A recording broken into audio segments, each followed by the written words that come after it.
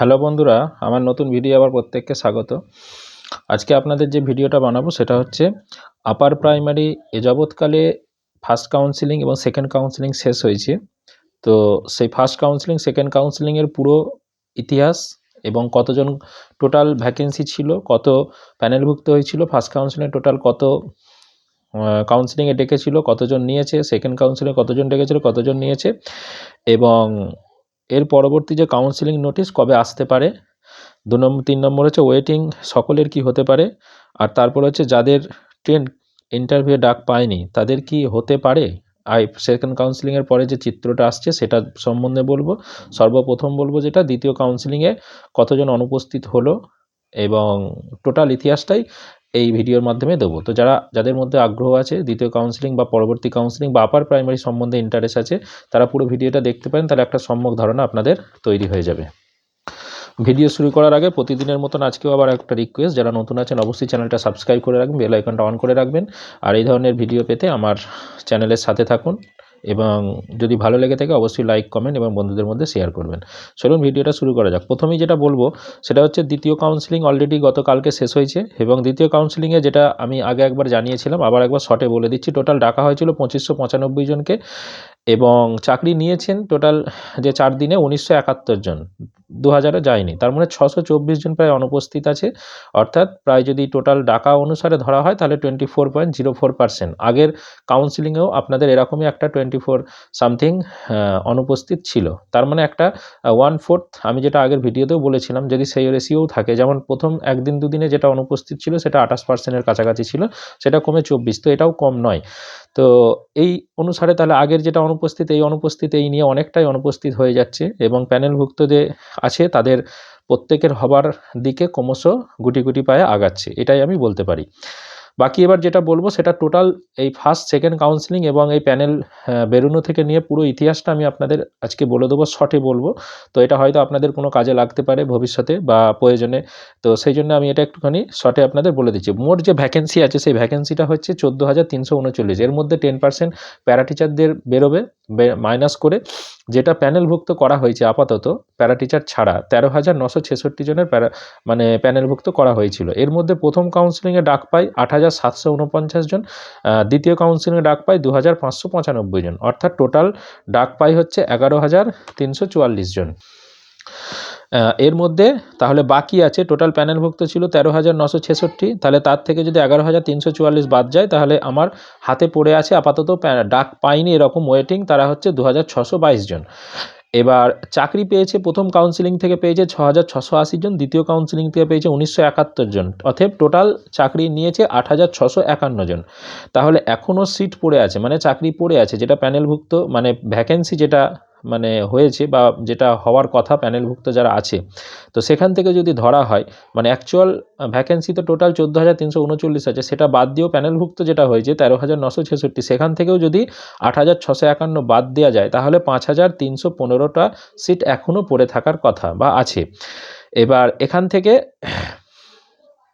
যদি আমি যেটা প্যানেলভুক্ত হয়েছে তাদের ক্যান্ডিডেটটা বাদ দিই, যেটা এখনও ওয়েটিং আছে 2,622, 5,315টা সিট পড়ে আছে, তার মধ্যে 2,611টা জন ওয়েটিং আছে, যদি সেটাও বাদ দিই তাহলে অতিরিক্ত সিট এখনও দেখা যাচ্ছে যে ভ্যাকেন্সি পড়ে থাকতে 2,693 জন, যেটা আমি একটু এর আগেও একটা ভিডিও জানিয়েছিলাম, আজকেও সেটাই বলবো যে দেখুন কিছু কিছু সাবজেক্টের ক্ষেত্রে 100% সবার ওয়েটিং থেকে আরম্ভ করে প্যানেলভুক্ত সকলের হয়ে যাবে, যদিও একটা হাইকোর্ট সুপ্রিম কোর্টের একটা অর্ডার আছে প্যানেলভুক্ত সকলকে চাকরি দিতে হবে, তার মানে অতিরিক্ত সিট তৈরি করতে হবে বা অন্য কোনো প্রসেস অবলম্বন করে বা সেই সিটগুলোকে ক্যাটাগরি থেকে কনভার্ট করে যে ক্যাটাগরিতে পড়ে আছে সেই ক্যাটাগরি থেকে চাকরি দিতে হবে। এটা কি করবে সেটা একটু ওয়েট অ্যান্ড ওয়াচ করতে হবে, তবে এটা বোঝা যাবে।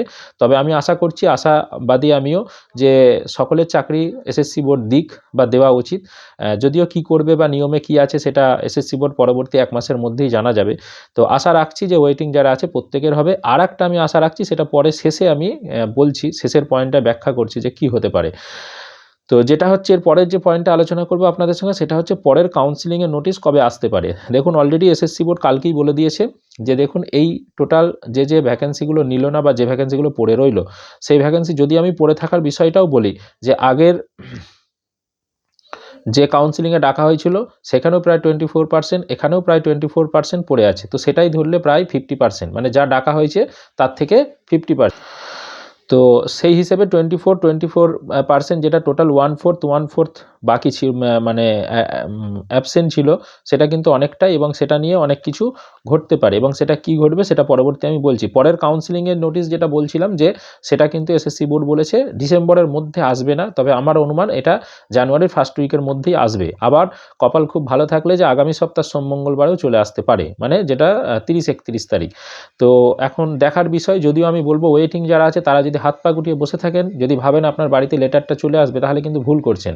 কিছু ক্যান্ডিডেট আমি বিভিন্নভাবে দেখতে পাচ্ছি তাদের খুবই তাগিদ। তো আমার মনে হয় যারা বেকার আছে প্রত্যেকেরই তাগিদ থাকা উচিত, এবং এসএসসি বোর্ডকে কোনোভাবেই আর অন্যদিকে ফোকাস করতে দিলে চলবে না। এই কাউন্সিলিংটা যেভাবে সেকেন্ড কাউন্সিলিংটা দিল, থার্ড কাউন্সিলিংও যাতে ওইভাবেই দেয় এবং প্রত্যেকের হাতে অ্যাপয়েন্টমেন্ট পায়, তার জন্য আপনারা কিন্তু উঠে পড়ে লাগতে হবে। প্রতিদিন এসএসসি বোর্ডের কাছে কিন্তু ঘোষা মারতে হবে, এবং আপনারা চেষ্টা করুন ডিসেম্বরের মধ্যে যাতে কমসে কম নোটিশটা হোক, কাউন্সিলিংটা জানুয়ারি ফার্স্ট উইকে হোক।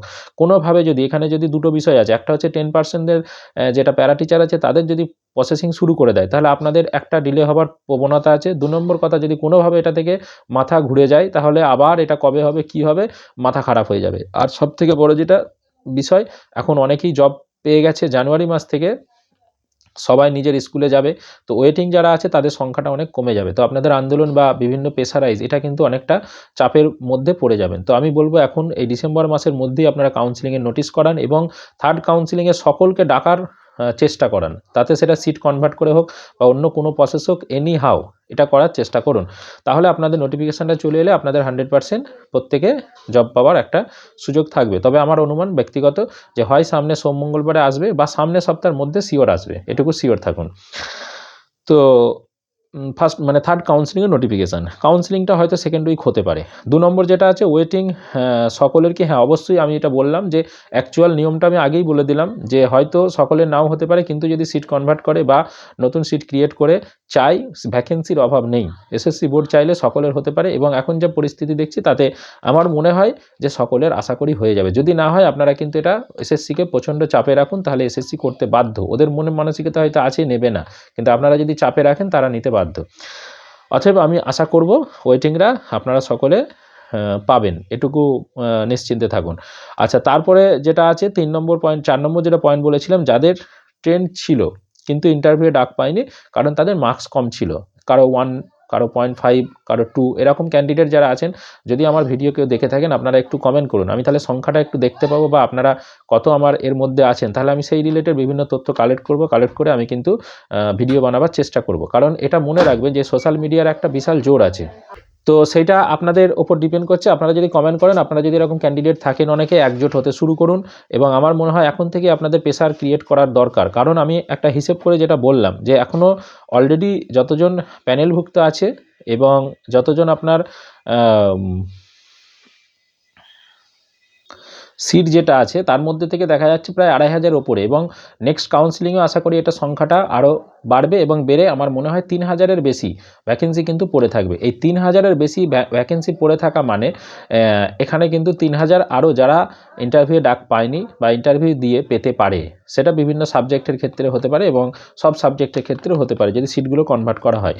তো এটা যদি যারা ট্রেন্ড আছে 0.5, 1 নম্বর 2 নম্বরের জন্য হয়তো ইন্টারভিউ ডাক পায়নি, তারা যদি প্রেসার ক্রিয়েট করে, তাহলে কিন্তু সেটাও সরকার চাইলে বা কোনো প্রভিশন থাকলে তারা কিন্তু এটা করতে পারে, এবং এটার জন্যে প্রয়োজনে আন্দোলন করতে হবে, প্রয়োজনে কোর্টে যেতে হবে। আমি যারা এরকম আছেন, এরকম অনেকেই অলরেডি আন্দোলন বিভিন্নভাবে করছেন, কিন্তু আমি এটা বলবো জোরালোভাবে, এবং এটা হাইলাইট করতে হবে যে আজকে দীর্ঘ 10 বছর ধরে আমরা অপেক্ষায়, এবং আমার মনে হয় এই অপেক্ষমান যারা আছেন তাদের অনেকেরই বয়স হয়তো পেরিয়ে গেছে, তাদের বিশেষ করে যাদের 35, 38 বছর, 40 বছর বয়স হয়ে গেছে, তার মানে পরবর্তী আপার প্রাইমারি দিয়ে এসএসসি দিয়ে আবার পাবেন, এটা কিন্তু এখন সেই অলীক স্বপ্নের মতন।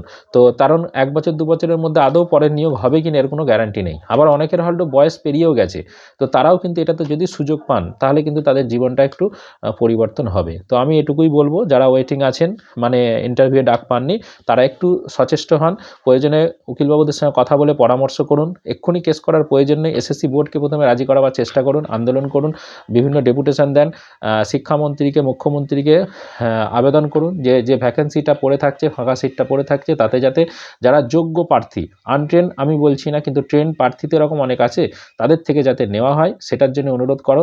এবং তাতে যদি আমি বলবো সব সাবজেক্টের ক্ষেত্রে, তাতে যদি এরকমও হয় যে কোনো একটা দুটো সাবজেক্টে হয়তো দেখা গেল যে সেখানে ক্যান্ডিডেট পাইনি বলে সেইগুলো নেবো, কিন্তু যেখানে ক্যান্ডিডেট পেয়ে গেছি, পূরণ হয়ে গেছে, সেগুলো আমি নেব না, তবু সেটা মানা যাবে। ঠিক আছে, আমার 10টা সাবজেক্টের মধ্যে আমার 5টা সাবজেক্টে নিল না, কিন্তু 5টা সাবজেক্টের তো নিতে পারি আমি, যেখানে আমার পড়ে রয়েছে যে সাবজেক্টগুলোর ক্ষেত্রে, তাহলে সেগুলো থেকেই নেই, তাহলেও আমার কিছু ক্যান্ডিডেট 3000 প্রার্থীর আমার মুখে হাসি ফুটবে। তো আমি এটুকুই বলবো, এটুকুই অনুরোধ করব যে আপনারা আন্দোলনটা জারি রাখুন, প্রয়োজনে কেসে যান, তাহলে কিন্তু আপনাদের চাকরিটাও কনফার্ম হবে।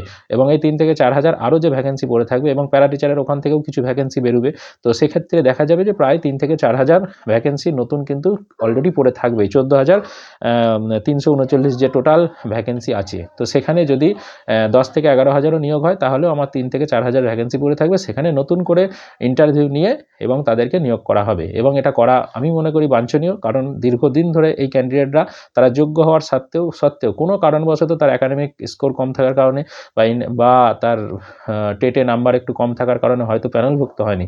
তো এরকম বহু ক্যান্ডিডেট আমার জানা আছে, যারা টেটে সামান্য নাম্বার কম পাওয়ার জন্যে দেখা গেল যে তার একাডেমিক খুব ভালো কিন্তু পায়নি। আবার অনেকের দেখা গেছে যে একাডেমিকটা হয়তো একটু খারাপ আছে, কিন্তু টেটে অনেক নাম্বার বেশি পেয়েছে, তো সামান্য 1 নম্বরের জন্য 0.5 জন্য 0.1 জন্য বা 2 জন্য সে কিন্তু ইন্টারভিউ ডাক পায়নি। তো এরকম ক্যান্ডিডেট যারা আছেন বেশি বেশি করে আমাকে কমেন্ট করুন, আমি তাহলে তাদের বিভিন্ন তথ্য নিয়ে এবং আমি সেটা প্রসেসগুলো কীভাবে কী করা যায় বা বিভিন্ন রকম নিয়মকানুন নিয়েও আমি পরবর্তী ভিডিও আপনাদের ডিটেলসে জানাবো। ওকে, ধন্যবাদ। যদি ভালো লেগে থাকে অবশ্যই বন্ধুদের মধ্যে শেয়ার করবেন এবং একটা লাইক করবেন আর কমেন্ট করবেন।